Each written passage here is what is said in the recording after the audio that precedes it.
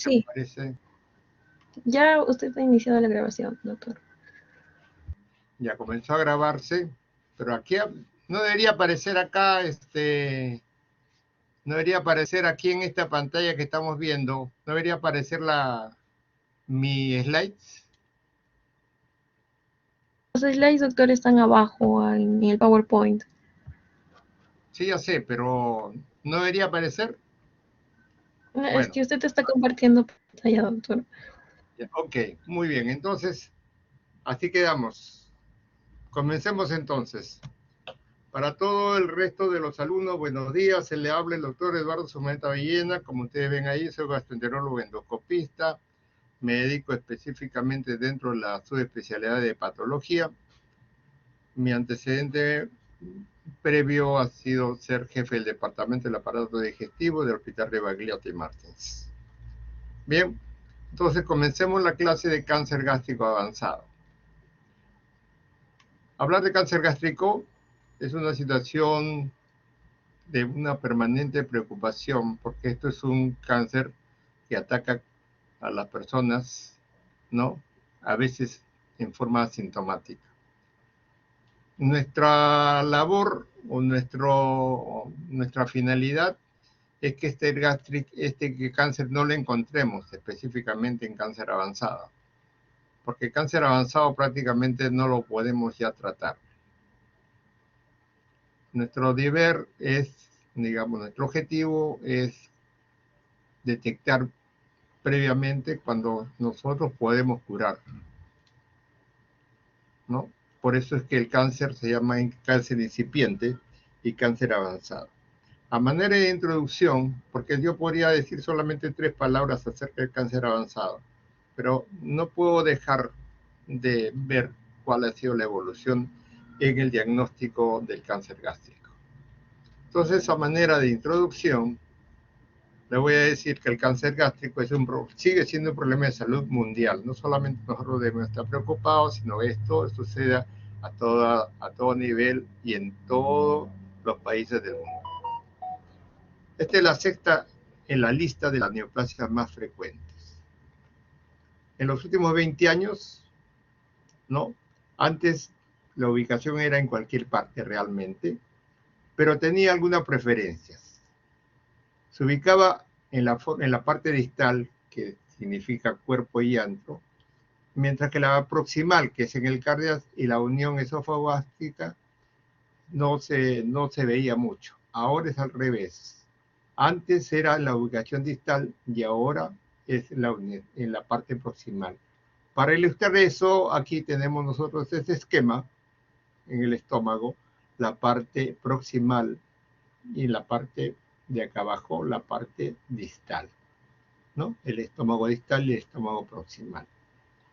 Los tipos más importantes, los tipos histológicos, son de tipo intestinal y el tipo difuso. Bien, entonces, vamos a hacer estos dos tipos de adenocarcinoma. Se denomina así porque acá hay glándulas. A diferencia del esófago, que son un tejido que tiene más que un epitelio diferente totalmente, pero que no tiene glándulas. Bien, el intestinal o glandular que hemos dicho y el difuso tiene algunas características específicas. El intestinal o glandular, por eso es adenocarcinoma, ¿no? Se localiza específicamente en la parte distal, a menudo después de tener alguna lesión precancerosa, ¿no? El estómago distal, acuérdense de otra manera, que es la parte preferida de ubicación del Helicobacter pylori. Por eso es que tienen siempre tener la sospecha de un paciente que tiene alguna lesión en la parte del estómago distal y que tiene Helicobacter pylori, mucho mejor que hay que hacer el seguimiento. Lesiones precancerosas y factores de riesgo es una gastritis crónica atrófica, ¿no? Con Helicobacter pylori y metaplasia intestinal. una displasia o un adenoma gástrico. Tener un antecedente de gastrectomía parcial por enfermedad benigna en el anterior. A veces cuando hacen un BIRRO 2, que seguramente en algún momento lo van a hacer, que significa quitarse todo el antro y hacer una nueva estructura uniendo el esófago con los intestinos para permitir la alimentación de los pacientes, es una gastrectomía parcial. El antecedente de eso, ¿no?, también es importante en el desarrollo del cáncer gástrico. Hay algunos síndromes, ¿no?, que tienen que ver con la herencia. Por ejemplo, el Peutz-Jeghers es un síndrome de poliposis juvenil.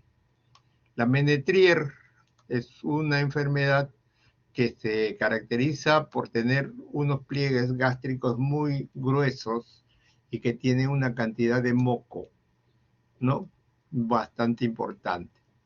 Cuando tenemos un problema hereditario, tenemos que pensar si algún paciente, algún familiar del paciente ha tenido un problema del mismo tipo que el que presenta el paciente, un cáncer gástrico, ¿no? En el cáncer colorectal sucede más o menos lo mismo cuando tienen pólipos o no los tienen, ¿no?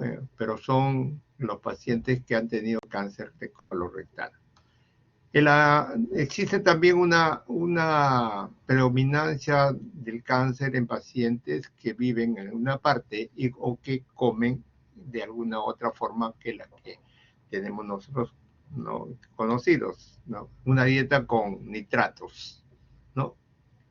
Ahí están los pescados muy salados o la carne ahumada, que es una dieta que no consume mucha fruta, verduras, y la costumbre de beber tabaco, son ambientales. Cuando uno hace la biopsia, las células neoplásicas forman estructuras tubulares semejantes a las glándulas y pueden adoptar también una forma de masa o una ulceración cuando se ve macroscópicamente. El pronóstico de este tipo de cáncer de tipo intestinal es malo, ¿no? Es malo, ya de hecho, cuando es cáncer avanzado. El tipo difuso no tiene una predilección, ¿no?, que no sea la parte proximal, el cardias. No se identifican lesiones precancerosas, ¿no?, salvo que el riesgo sea genético. Entonces, si tiene algún paciente que tenga antecedentes familiares, hay que buscarlos, ¿no? Y algunos de los que tienen el grupo sanguíneo A y que tienen pues un cáncer gástrico en familia, ahí tienen una mayor cantidad de riesgo. Se caracteriza por tener, digamos, más predominancia en la paciente más joven. Y esto sucede en cualquier parte del mundo, o sea, no hay una predominancia en ciertas regiones, como son, por ejemplo, en el Japón, hay predominancia de los dos cánceres. Pero eso era hace bastante tiempo y de hecho son los que han hecho los mejores despistajes o todos los programas de despistaje de cáncer gástrico, porque en ello constituyen en algún momento una epidemia. La histología me dice que no hay células que son totalmente aisladas, no forman glándulas, ¿no? Su pronóstico es peor que el intestinal. Bien, entonces seguimos nosotros con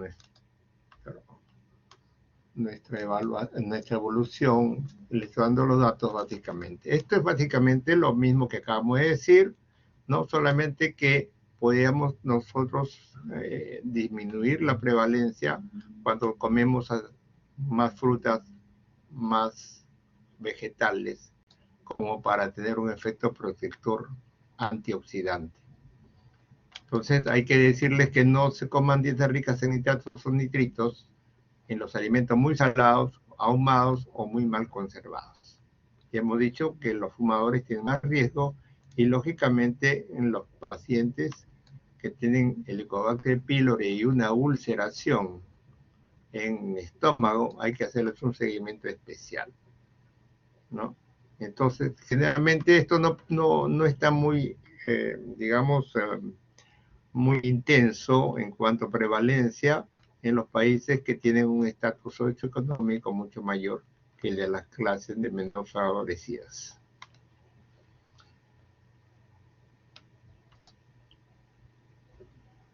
Independientemente de lo anterior, hay alteraciones moleculares que se pueden detectar, ¿no? Hay una delección, hay una alteración de oncógenes supresores de los tumores. El principal, el más conocido, es el P53. Y algunos otros que están sobreexpresados, como factor de crecimiento epidérmico, ER2. Nosotros también tenemos que echarle un ojito especial a los pacientes que tienen una gastritis crónica y tienen metaplasia. O los pacientes que tienen anemia perniciosa, repito, una gastrectomía distal, la enfermedad de Menetrier, los pólipos adenomatosos gástricos de más de 20 milímetros, que tienen que ser extirpados y estudiados. Y los pacientes que tienen una anemia por falta de producción de cloro. Esto es un tip simplemente que les digo, la úlcera gástrica no se maligniza, pero puede enmascarar un cáncer gástrico ulcerado. O sea, ¿qué es lo que quiero decir? Que cuando ustedes tienen una lesión ulcerada en el estómago, tienen que pensar también que no es una úlcera péptica solamente, sino una úlcera que puede ser disfrazada de una úlcera péptica. Y por eso es que cuando uno ve una úlcera gástrica, debe tomarla varias biopsias. Así tenga un aspecto muy benigno. Bien. Estos son básicamente algunos tips también. Nosotros estábamos diciendo para empezar de que nuestro objetivo básico es detectar la detección de lesiones muy pequeñas que se pueden tratar, pueden curar al paciente. Entonces, cuando el cáncer, ¿por qué? Porque debido a que el cáncer es superficial, cuando el cáncer es muy superficial, tratable, los pacientes son asintomáticos y no acuden a los controles. ¿Quiénes deberían controlarse mayormente? Los pacientes mayores de 45 años.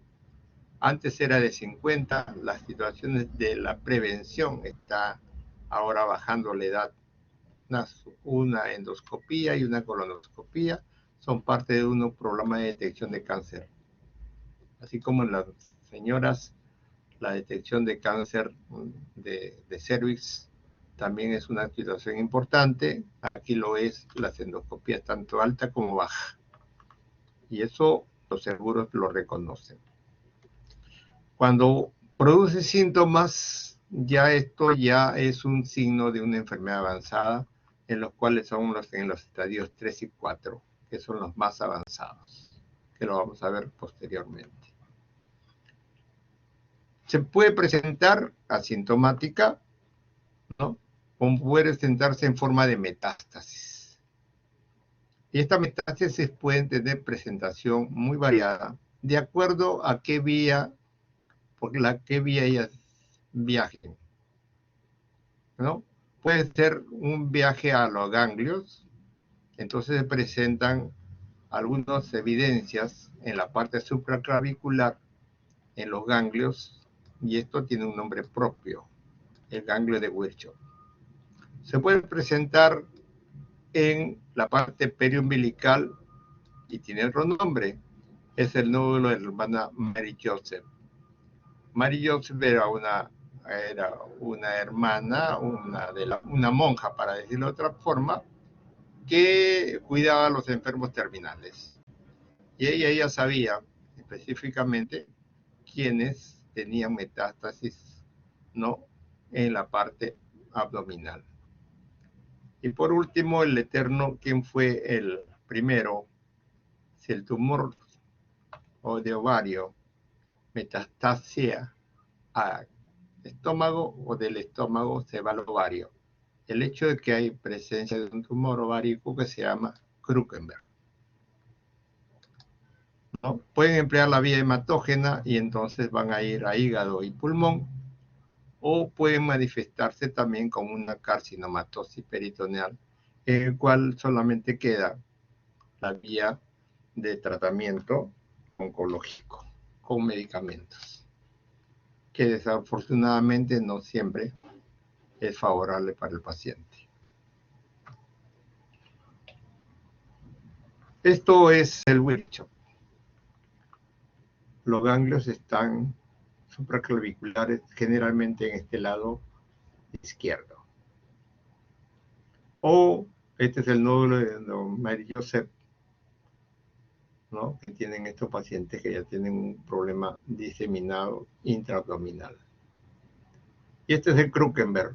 Son tumores de los ovarios. Okay. Bueno, entonces seguimos.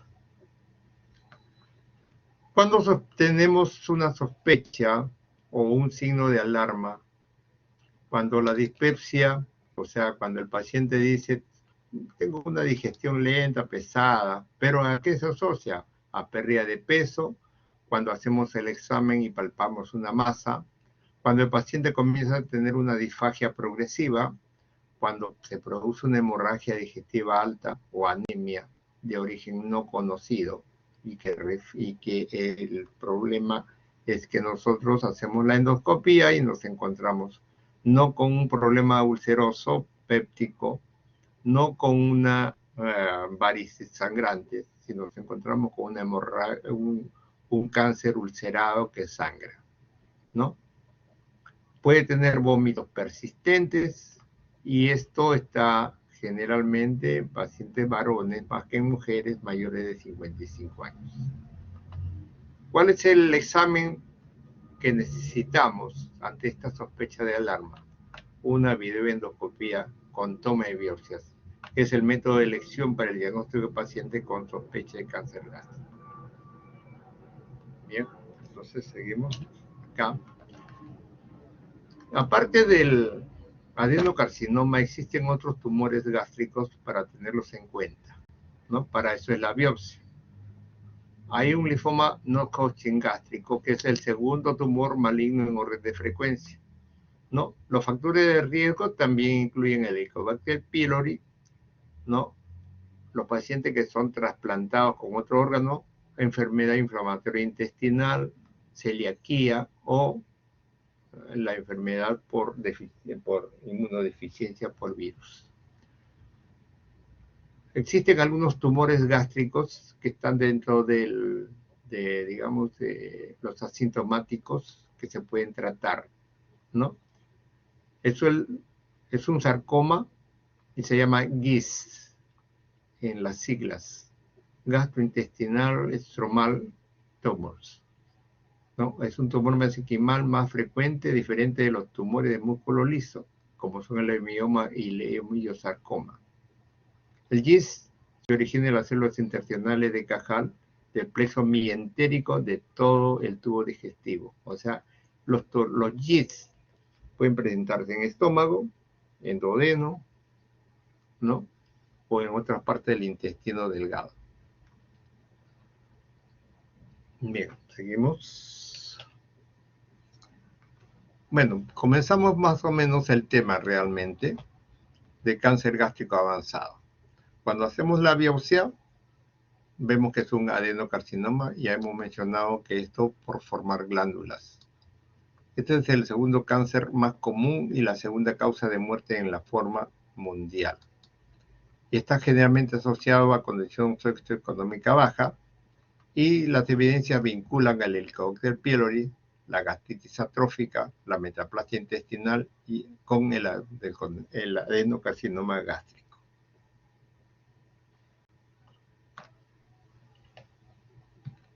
La etiología ha descubierto ya los estudios en tanto tiempo, ha descubierto que existen algunos factores que están asociados a la aparición de este cáncer.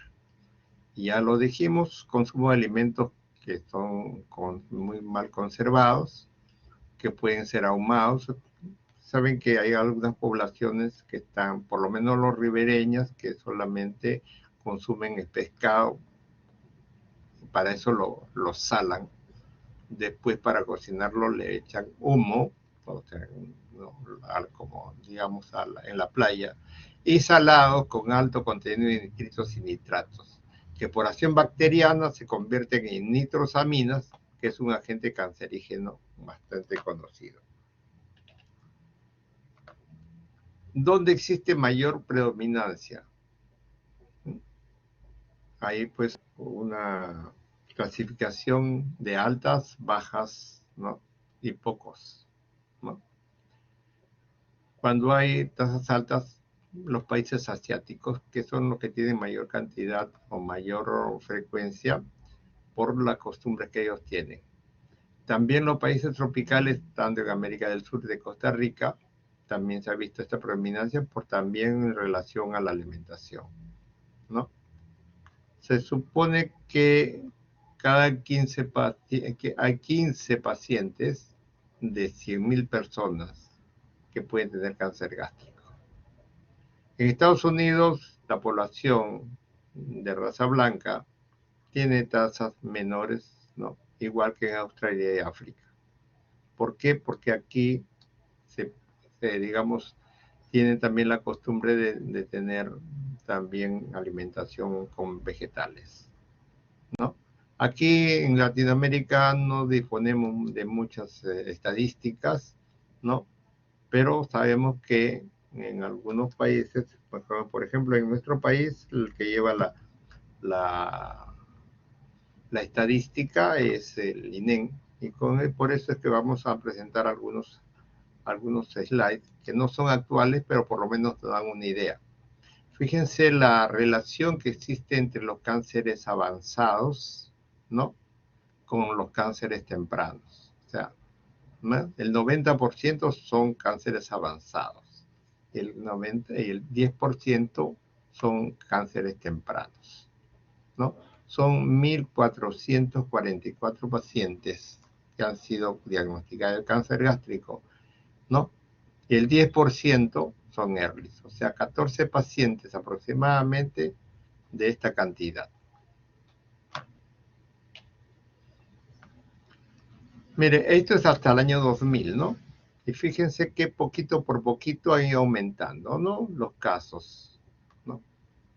Los casos avanzados, 298. Los precoces, 3. Y fíjense ustedes, con la tecnología, diagnósticos han ido subiendo progresivamente. Tanto los casos avanzados como los casos tempranos, ¿no? Entonces, la tecnología del diagnóstico preventivo o el diagnóstico endoscópico también ayuda a tener este tipo de estadísticas y se ve que poco a poco esto se ha ido apoderando, pues también por el cambio de dieta, ¿no? Okay. Bien, entonces seguimos nosotros. Todos los pacientes tienen una fisiopatología que comparten, ¿no? Básicamente se debe a una mutación o activación anormal de estos genes que son supresores y que controlan el crecimiento y la mitosis celular. Estos son los oncogenes.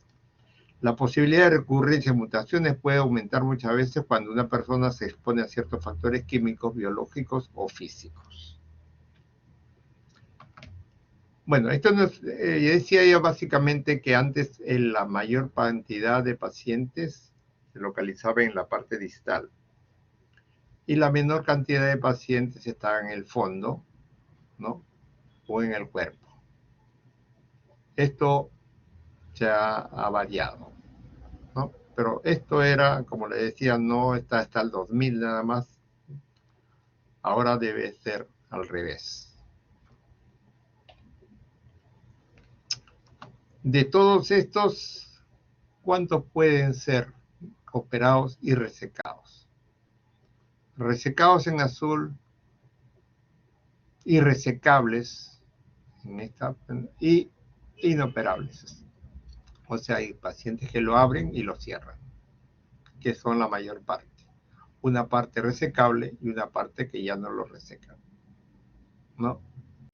Esta parte inoperable y resecable es mucho mayor que los resecables. Cuadro clínico. Cuando es un estadio temprano, y eso lo han visto creo ayer o en el anterior seminario, ¿no? Todos los pacientes en su mayoría son totalmente asintomáticos. Cuando son sintomáticos se confunden con problemas ulcerosos. Pero los estadios avanzados, aparte de estos datos, ¿no? Ya existe pérdida de peso, dolor abdominal, menos frecuentes, náusea, vómitos, hiporexia, disfagia, melena, saciedad temprana y síntomas ulcerosos, ¿no? Todo relacionado a veces con la ubicación del tumor. Ubicación del tumor y su avance dentro de la luz del estómago, ¿no? Por ejemplo, el tumor en antro da datos de obstrucción, llenura precoz. El paciente dice que comía 3 platos, ahora la justa come medio plato porque se siente lleno. Cuando existe un tumor en el cardias, tiene dificultad para pasar y tiene molestias en el epigastrio cuando comienzan a comer, ¿no? Entonces, la comida se traba ahí en la parte más distal del esófago y en el comienzo del estómago y pasa con mucha dificultad y ayudado a veces con líquidos. Cuando presentan una fístula gastrocólica porque el tumor puede erodar la pared, comienza a tener vómitos fecaloides, ¿no? O con alimentos ya no digeridos en las heces.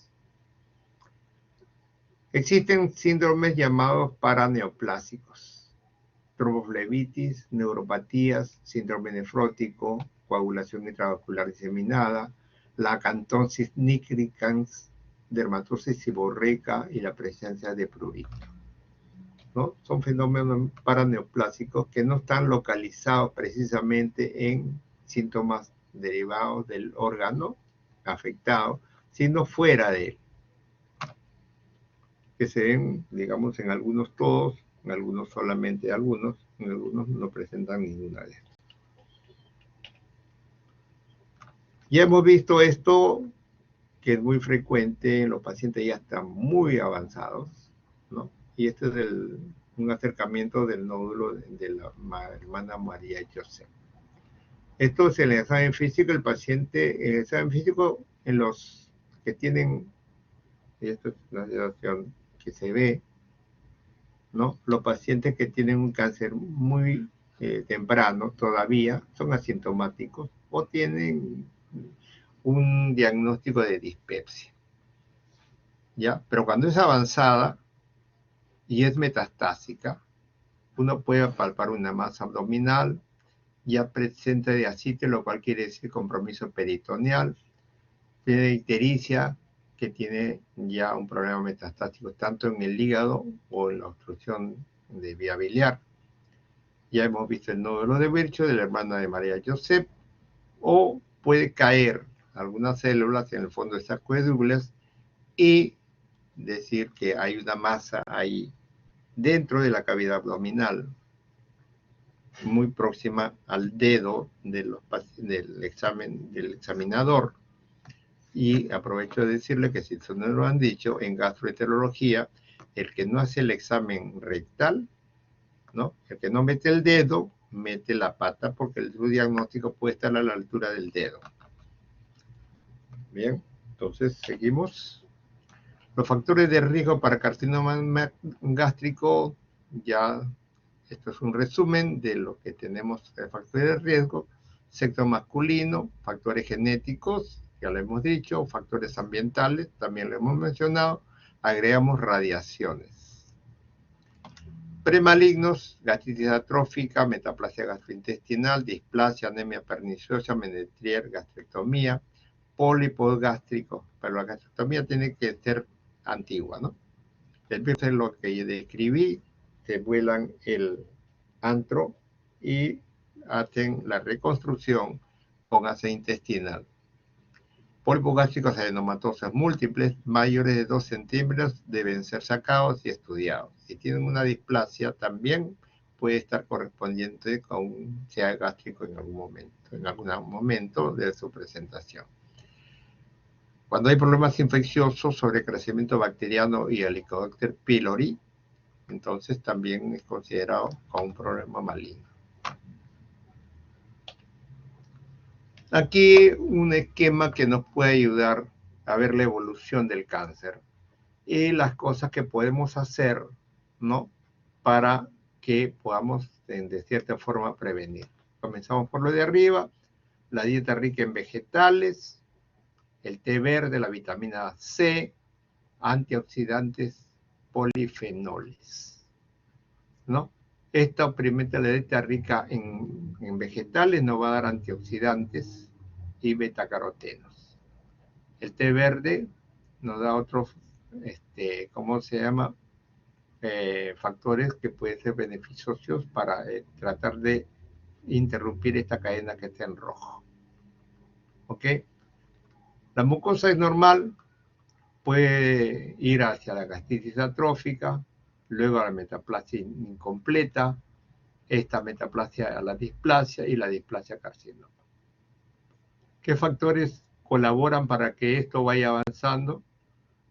El Helicobacter pylori, el cloro, el cloruro de sodio, las nitrosaminas, el alquitrán del tabaco, ¿no? Aquí, ¿qué hace esto? El Helicobacter pylori produce inflamación, puede ser potenciado por el alcohol, no tiene algunos factores protectores, pero se producen nitrosaminas, ¿no? Que ¿dónde vienen? De la parte de alimentación de los alimentos ahumados, calientes, pescados, salados, y el alquitrán del tabaco que viene de la forma de la costumbre de fumar, ¿no? Esos más o menos los factores preventivos y los factores de riesgos en este esquema. La historia natural tiene una condición precancerosa que ya acabamos de enunciar, ¿no? Pasa a una lesión precancerosa que puede ser displasia, que puede ser considerada leve, moderada o severa. De acuerdo a la evolución, ¿no? Uno tiene que ir haciendo el seguimiento, ¿no? Porque si es severa, tiene mucho más cercana al cáncer que cuando es leve. Tenemos que tener un punto crítico, ¿no? Una persistencia de la lesión, la edad avanzada, la dieta de puras carnes, ¿no? Alteraciones en el problema inmunológico, factores de herencia, que puede ser crítico para hacer el diagnóstico en la evolución. Todo eso va a pasar al cáncer gástrico precoz, que en esta etapa se puede tratar, o el cáncer gástrico avanzado. ¿Cuánto tiempo se demora desde tener una condición precancerosa hasta tener un cáncer, ¿no? Gástrico precoz o avanzado? Más o menos de entre 10 y 20 años. O sea, no es un cáncer que no se pueda tratar en esta etapa. Bien. Entonces seguimos.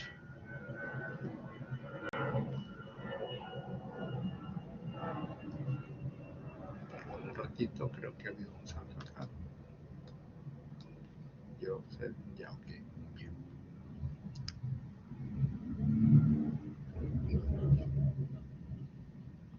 Bien. El diagnóstico. Hemos dicho que el diagnóstico más importante, más dirigido y que nos ayuda bastante es el estudio de una endoscopía digestiva alta. ¿A alguien se le podría escapar esto por más inexperto que sea? O esto, o esto. Creo que a nadie. No podemos tomar, esto es una parte que nos puede engañar, es una cicatriz en la parte media, pero la deformación de esto que debería ser una cosa natural, limpia, ¿no? Se ve afectado por la parte céntrica, pero fíjense, pliegue acá, pliegue acá, otro pliegue, y acá hay una diferencia, hay un borde acá. Ninguno llega hasta la parte central. Este es un cáncer avanzado que confunde con una úlcera gástrica digamos, una úlcera gástrica que puede confundir con una úlcera péptica en el estómago. Pero ya esto ya definitivamente es una lesión proliferativa y ulcerada, ¿no? Por acá ven ustedes esta rayita, no está ahí. Esto es el endoscopio, no se ve bien, pero es el endoscopio, que puede doblarse en la parte de la estructura angular o en el antro y ver la lesión de otro punto de vista. Y esta es una lesión proliferativa ulcerada, ¿no? Se puede hacer la endoscopía. Hubo una época en que se pedía siempre, antes de que esto fuera masivo, estas endoscopías, antes que fuera masivo, se estudiaba con la radiografía, ¿no? La radiografía es un hito en el diagnóstico del cáncer gástrico, ¿no? Los líderes de esta situación que comenzaron las cuestiones de prevención fueron los médicos japoneses y también la industria japonesa con la mejora que todos los años mejora las visiones endoscópicas. Bien, seguimos. Este es el equipo endoscópico. Actualmente ya este haya tenido también una época, antes en los albores de la endoscopía, este equipo no existía, por supuesto. Existían instrumentos totalmente rígidos, semejantes a lo que utilizaban, pues lo mismo que hacían los artistas de circo, esos que agarraban un sable y estiraban el cuello y se lo colocaban hasta el estómago. Lógicamente no era una endoscopía, pero era el camino que utilizamos posteriormente para ingresar al estómago. Ahora estos pasaron por la etapa de las fibras ópticas, ¿no? Que con el tiempo se iban deteriorando y entonces se veían más puntos que lesiones. Ahora esto es una cuestión electrónica. Tiene una cuestión electrónica que nosotros estamos viéndolo, no por acá que era el ocular, sino en la pantalla, de frente a la pantalla. Lo vemos porque nosotros prendemos el aparato, tenemos una luz incorporada y este aparato tiene una fuente de luz que es la que nos da una luz potente más que un carro, ¿no? Y se ve perfectamente la parte interior que siempre está oscura antes que prendamos la luz. Y hay un sistema acá de una computadora que traduce lo que estamos viendo y que lo puede grabar. Aquí hay una grabadora, ¿no? Para que de ponerlo en un disco después y mandársela con el paciente y el informe, ¿no? Esto es más o menos una visión, ¿no? De lo que se ve así. Y estos son imágenes también endoscópicas. Ya hemos visto esta. Estos son los pliegues gástricos que se ven habitualmente en forma normal. Esto identifica la curvatura mayor. Y esta parte que está acá es la curvatura menor. ¿Ya? Entonces, tenemos varios métodos diagnósticos. Estamos hablando básicamente de la videoendoscopia alta, que visualiza directamente el tumor, permite biopsia y cepillado y describe localización y tamaño. Existe ya un avance, lo mismo, pero tiene adosada la parte del instrumento y en el manubrio del equipo una forma de endosonografía. La endosonografía es un avance importante, sobre todo cuando hemos detectado un cáncer temprano y queremos ver qué profundidad tiene. Cuando esta profundidad no ha pasado más allá de la submucosa, se puede tratar endoscópicamente. Eso es un avance importante. Ya no se mutila el estómago. Se saca la parte que está comprometida. Y nos aseguramos con este equipo. Si ya pasó la submucosa, por más pequeño que sea, ya es avanzado. Y necesita cirugía. Fíjate la diferencia, ¿no? Y hemos dicho que la radiografía de contraste era la primera cosa que se dio para hacer endoscopías. Y tenía que ser con contraste. ¿no? Porque nos permitía ver la mucosa, ¿no? Se empleaba bario más aire. Eso permitía ver algunas lesiones pequeñas, en lo cual después los japoneses eran así con sus ojitos chiquitos, podían ver cosas que normalmente uno no podía identificar. Bien. Estas son las imágenes radiográficas que no tenían dudas. Y esta es una radiografía básica de doble contraste, ¿no? Y úlcera maligna. Lo que han visto antes es traducido acá. Pliegues que ingresan hasta determinado momento, ¿no? Y que convergen, pero no llegan a la misma ulceración. Acá está en la zona cardial, tumor en el fondo que invade hacia arriba el esófago. Síntoma principal de este paciente, disfagia. Lo mismo que este. Esta es una lesión de tipo polipoideo, que está cerca al fondo. Esto es un tumor infiltrante, proliferativo infiltrante que se ha comido las paredes. Fíjense la pared de la curvatura menor, la pared de la curvatura mayor. Todo debería llenarse así, pero esta parte antral está comprometida. Se están robando el show, ¿no? Las paredes han desaparecido o se ha producido una lesión proliferativa y están dejando una especie de túnel nada más. Aquí tienen otra lesión de esto, es lo mismo, ¿no? En otra escena. Los pliegues, la úlcera, ¿no? Y esto es otra lesión bastante avanzada. Parte superior del estómago, parte del cuerpo que está infiltrada, ¿no? Todo acá, ¿no? Después pasa y no puede pasar más allá. Y esto es una similar, totalmente infiltrativa. Las paredes parecen ese elemento que llevan las personas que van a los cosos taurinos y que toman, ¿no? Su vino ahí, ¿no? Estos son totalmente, no se distiende, tiene las paredes totalmente sin movimientos, ¿no? Y se llena de líquido y no pasa muy fácilmente. Bien. Es importante entonces en el diagnóstico determinar la localización que hace, ya ustedes saben, por endoscopía o por radiografía. Tenemos que en nuestro informe determinar qué tamaño tiene y qué infiltración puede ser.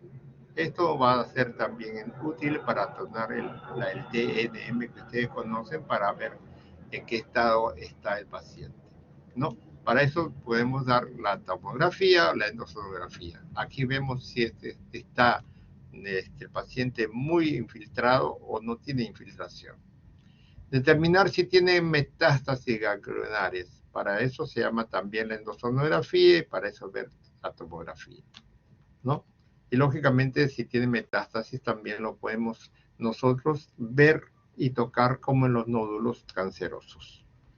Determinar presencia de metástasis a distancia, para eso vamos a tener una radiografía de tórax, una ecotomografía, que es lo mismo que endosonografía casi, pero con tomografía, o sea, hay cortes tomográficos que son de rayos X. La tomografía, el PET scan más bien es para ver si tiene metástasis, ¿no? A distancia. Y la laparoscopía diagnóstica, que es ahora prácticamente de uso del cirujano, entre paréntesis, lo que hicimos la primera laparoscopía diagnóstica han sido los gastroenterólogos, ¿no? En nuestra escuela Rebagliati, y después ya se ha adoptado como primera situación. Antes tenían que abrir al paciente y decirle no, no se puede. Ahora primero hacen una laparoscopía y si hay, digamos, está sembrado totalmente, ya ni siquiera le meten el cirujano, ya no utilizan el escalpelo o el bisturí. Ya hemos hablado de la vía de diseminación, que puede ser por extensión directa, por diseminación linfática, por diseminación hemática o de frente hasta el peritoneo, ¿no? Todos estos son localizaciones por donde se disemina el tumor. La clínica es diferente a un cáncer incipiente con un cáncer avanzado. Esto lo hemos mencionado, lo vamos a repetir. El cáncer incipiente generalmente es asintomático, el dolor ulceroso o semejante a una úlcera, la epigastralgia, la hiporexia o la hemorragia digestiva, en muy poca proporción, cuando se presentan y son sintomáticos. El cáncer avanzado agrega una baja de peso, igual el dolor, la hiporexia, náuseas, vómitos, dificultad para tragar, para pasar los alimentos, llenura precoz o una hemorragia digestiva. ¿Okay? Esos básicamente síntomas que tienen que irse anotando para ir haciendo un diagnóstico. Esto es la base del diagnóstico. El cáncer temprano avanza de la mucosa y la submucosa. Hasta aquí, ¿no? Hasta aquí es considerado esto, porque se puede sacar todo esto acá, ¿sí? Y hacer, digamos, una extensión de toda esta parte. ¿Ya? Pero cuando ya pasó la muscular, ya tiene muscular propia, la subserosa y la serosa, que ya se salió, ¿no? Que son las 4 capas más importantes, que también esto se ve endosonográficamente. ¿Ok? Lo puede determinar bien cuando esté en la parte superficial, ¿no? Que es esta parte que está medio oscurita acá, ¿no? O cuando está, digamos, ya tomó la muscular. O cuando tomó la submuscular, la submucosa o la mucosa. Esto lo determina bien el nuevo aparato que le estamos hablando. Ya que esto es simplemente una repetición, el carcinoma gástrico precoz solamente va a la mucosa y submucosa. Y es independiente de la presencia o ausencia de metástasis ganglionares. Porque aún así, nosotros podemos hacer tratamiento. Carcinoma avanzado, cuando infiltra hasta la pared muscular, o para comenzar, la pared muscular. Si sigue avanzando, pues ya está la serosa y ya de todas maneras es el avance mayor. Ya ustedes han visto esto en la parte de cáncer temprano, en la cual el tumor es visto como si saliera algo encima de la mucosa. Esto mismo puede ser plano pero diferente, ¿no? Que es el más difícil, necesita mayor experiencia, o el ulcerado, ¿no? O excavado, pero que no llega pues a las paredes que estamos hablando antes. Y este otro es muy similar, ¿no? Exofítico, está adentro, se está yendo de la mucosa hacia adentro, que es decir, le está quitando espacio. Esto mismo se puede ulcerar, ¿no? Esto mismo se puede ulcerar o puede llegar digamos, esta úlcera a ser muy profunda y infiltrar todos los planos, inclusive, aquí falta uno, ¿no? Que es el que infiltra toda la pared. ¿No? Aquí está, ¿no? Polipoide, cuando uno ve como un pólipo, este pólipo se puede ulcerar, este pólipo puede avanzar, su úlcera es, ¿no? Tiene la parte que va hacia arriba, la parte de la úlcera y el avance hacia abajo, a todas las paredes. Ulcerado infiltrante, es el tipo 3. Y aquí que nosotros no lo podemos detallar, es el tipo 4. Todo esto se llama linitis plástica. Esto ya hemos visto de primera intención, el diferenciado intestinal, indiferenciado difuso, cómo se disemina. Uno disemina por la vía hematógena, el otro se va de frente al peritoneo. Este prefiere el antro, el tipo intestinal, el otro prefiere el fondo de cardias. Está relacionado a la dieta y al Helicobacter pylori. Este tiene como predictor un grupo sanguíneo A. Este tiene lesiones precancerosas, este no tiene lesiones premalignas. Este generalmente mayor en hombres de mayor edad y aquí el difuso en mujeres jóvenes. Existen áreas epidémicas y esta es área endémica. Yo supongo que ustedes saben qué es lo que es una epidemia y qué es lo que es una endemia. Edad media, 55 años. Predominio en varones y mujeres con una relación de 2:1. La edad media, poco menor en mujeres, en relación varón-mujer, 1:1, tipo difuso. Esto es más o menos un esquema igual de la profundidad que a la que llegan las lesiones. También se detalla la mucosa, la submucosa, la muscular es propia, la serosa. Mientras más avanza, aquí tenemos avanzado, llegó hasta la serosa. Incipiente llegó hasta la submucosa, ¿no? Y esto tiene que ver, mientras menos compromiso tenga, más vida va a tener. Mientras más compromiso de profundidad tenga, menos vida. Es inversa. Cáncer gástrico es de origen epitelial. O sea, comienza en la mucosa, ¿no? Tanto es así que el más frecuente es el adenocarcinoma. Aquí las neoplasias benignas son raras, pero incluyen leiomioma y pólipos. Son tumores, cuando se llama de tumores, implica tumores benignos y malignos. El estudio preoperatorio tiene que de todas maneras ser realizado con el endoscopio. Aquí tienen el endoscopio, ¿ya? Esto es un instrumento flexible, nos permite tomar biopsias múltiples alrededor del cráter ulceroso y nos ha ayudado mucho más aún la ecografía endoscópica para ver la invasión de la pared y analizar también los ganglios que están cercanos a la pared. El tratamiento pasa por una opción quirúrgica, una quimioterapia cuando no se utiliza, pues, cuando ya la cuestión es muy avanzada y tenemos que darlo como ayuda, ¿no? Pero esto generalmente solamente nos da digamos, una extensión en cuanto al tiempo de vida, pero ese tiempo de vida es muchas veces muy azaroso. Igual con la radioterapia. Nuestra experiencia tenemos que cuando es muy avanzado, no dura mucho tiempo.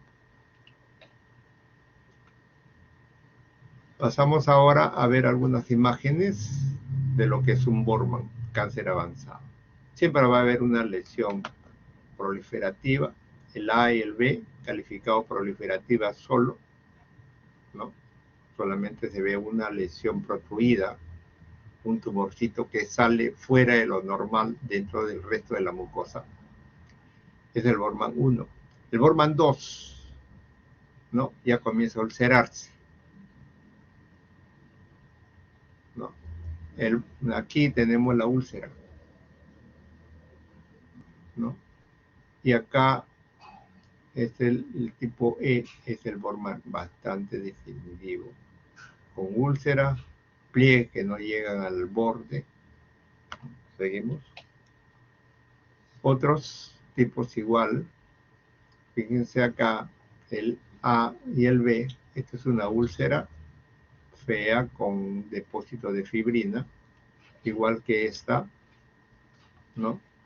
Y acá el tipo C acá, que no se identifica bien, por lo menos en esta pantalla.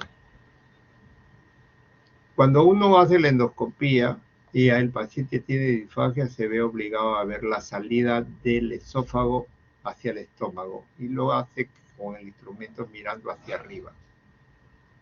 Entonces nosotros acá tenemos una lesión bien delimitada, ulcerada, ¿no? Que es en la parte cardial. Aquí se está saliendo hacia el esófago la neoplasia y es ulcerada. Bordes elevados y úlcera. Bormann 2. Aquí vemos, miren este pliegue. Si ustedes toman muestra acá, no encuentran tumor. O si toman una biopsia acá cerquita, pero no dentro, sino cerquita, donde aquí parece un dedo gordo, ¿no? Bueno, ahí van a encontrar tumor. Estos son pliegues encontrados, engrosados e infiltrados. La úlcera y otros pliegues también. Algunos se unen, algunos no llegan, ¿no? Entonces pliegues engrosados que se unen y no llegan al borde de la úlcera. Todos estos son aspectos. El esófago de Barrett, ¿no? Es mirar también estas situaciones para diferenciarlo si es el que viene del estómago hacia arriba o baja de una mucosa alterada. Bueno, sobre el early cáncer vamos a hacer menos, no vamos a tomar mucho tiempo porque ya lo tomaron, ¿no? El tipo 1 es prominente, el tipo 2 tiene 3 fases, 2A, 2B y 2C. El más difícil de ver es el 2B, ¿no? Porque el 2C sí es el que tiene una depresión y se puede ver con mayor facilidad. El tipo 3 definitivamente es una cosa que sí se puede. Los tumores 3 tienen el tumor en estos lados. La ulceración no tiene tumor, ¿no? Porque se ve necrosis nada más. Pero si toman las muestras en los lados, ¿no?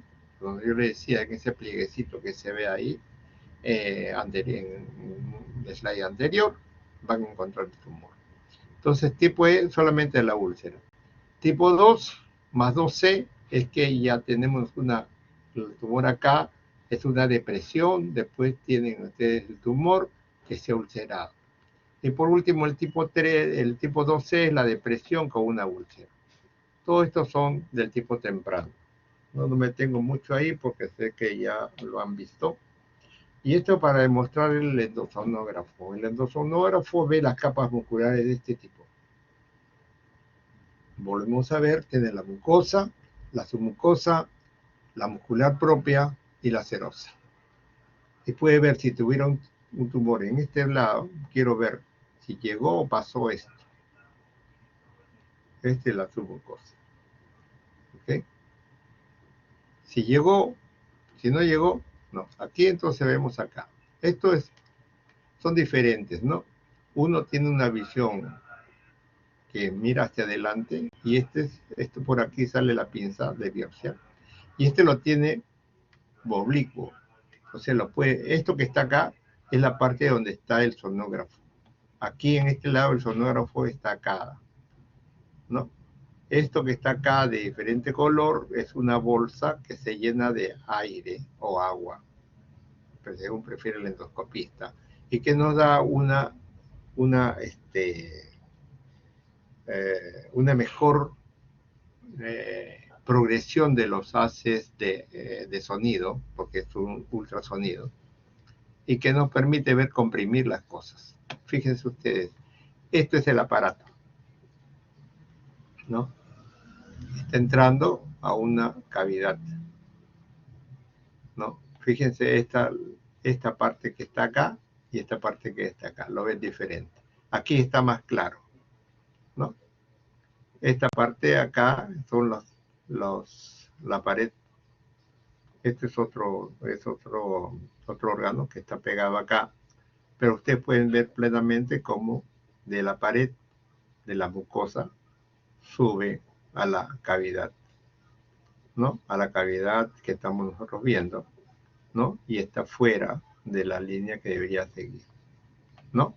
Si vemos esta parte y esta parte, notamos la mayor diferencia. Esta es la parte que maneja el equipo. Esta es la parte de la punta del equipo, vuelvo a repetir. Este es el endosonógrafo. Aquí mayor detalle, ¿no? Acá hay un tumor en toda esta pared. Todo esto significa tumor, ¿no? ¿Ya? Y está empujando. No llega a pasar esta parte blanca. Igual, el tumor está en la parte superficial y a la justa y está tocando en la parte blanca. ¿Okay? Estos son ganglios. Bien, ¿qué se hace con este tratamiento? Para la parte, estamos hablando ahora no del cáncer avanzado, sino de la parte temprano, que justo no llega. Entonces, ¿qué le hacemos a esto? Le hacemos cirugía, le hacemos resección endoscópica de la mucosa, que es esto, le hacemos una terapia fotodinámica, son las opciones, le hacemos quimioterapia o le hacemos radioterapia. Entonces aquí hacemos marcaje, se marca estos puntos con una sonda de probeta caliente, dice, o sea, simplemente para marcar. ¿Ok? Estos puntos, dice, aquí está la lesión, perfecto, y le marcamos. Y lo levantamos, le echamos una sustancia con color, ¿no? Azul de metileno, y esto lo va a levantar. Aquí está plano la mucosa, aquí está levantado. ¿Ok? Y hacemos un corte en la parte levantada con una cuchillita especial. Se corta así. ¿No? La lesión está acá. Estamos dándole un espacio hacia afuera, que es el margen de seguridad que hemos marcado nosotros. ¿Ya? Luego comienza a levantarse esta parte. Lo levanta. ¿Ok? Se va progresando y lo va levantando. Fíjate, la lesión está acá. Nosotros lo vamos levantando esta parte. Siempre basándonos en que no vayamos a ir para acá, sino en la parte del líquido, ¿no? Y llegamos acá. ¿Qué es lo que queda? Libre esto. Se queda acá y se queda una lesión ulcerada que se comienza a, lo que sangre, a quemar. Por eso también sirve la parte que comenzamos acá, ¿no? Y esto se lleva a patología de esta manera, ¿no? Se expande en un cartoncito o en un, esos blancas, ese material blanco de Tecnopor, creo que se llama, ¿ya? Con agujas se extiende bien y se lo lleva al patólogo. El patólogo va a estudiar, lo va a mapear y va a certificar que esto solamente estaba en la submucosa a más tardar. ¿Ok? Bueno, esto es más o menos la repetición y aquí es como estaba. Esta es una lesión protruida, aquí está poniéndole la sustancia para levantarlo, aquí lo ven ustedes más cerca, ¿no? Y aquí está ya eliminado, es lo que queda, ¿no? Lo que queda de la submucosa, ya lo sacaron la lesión, ¿no? El resto es normal. Ya, algunas fotos también de lesiones, ¿no? De cáncer gástrico temprano, que ya ustedes lo han visto, para diferenciarlas específicamente de las lesiones que en este caso estamos viendo.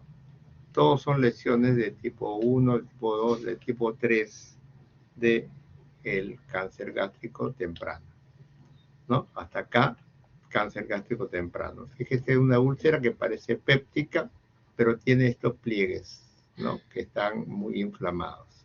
Acá es una lesión protruida cercana a esta parte que me parece que es la región antropilórica, ¿no? Aquí es más difícil, como decía, mire, esto que está acá no se ve bien, pero si ustedes se pueden analizar bien, este color que están señalando por las flechas es el borde de una ulceración, es el típico 2C, pero le requiere una buena luz, requiere a veces echarle un tinte para detallar los bordes, pero esto que ese tinte lo detalla bien.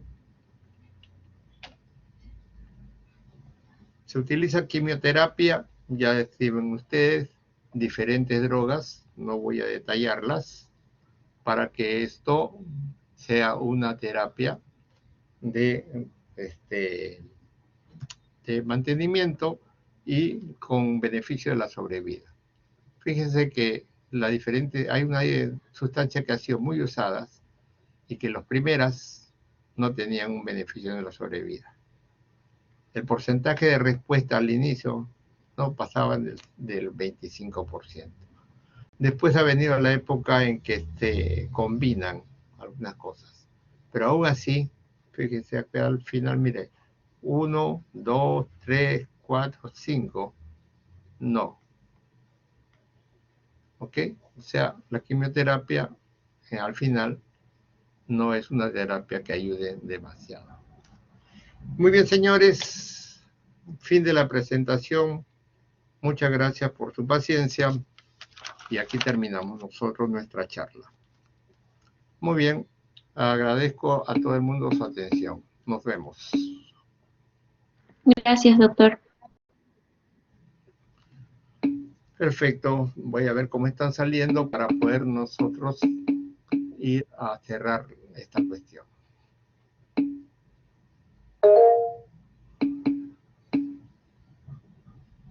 Doctor, disculpe.